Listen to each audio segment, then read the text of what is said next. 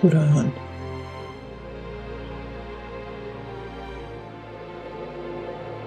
is the book of Allah,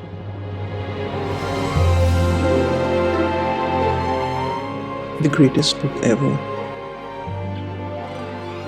which is absolutely flawless. Angel Jibrail brought down to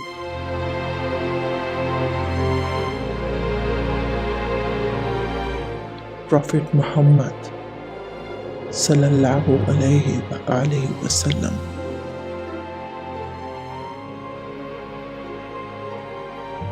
First revelation of Quran was made in the month of Ramadan and in cave of Hira. Quran has 30 parts.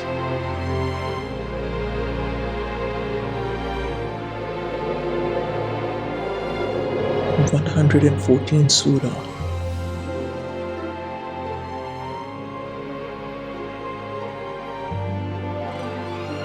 6,236 ayat.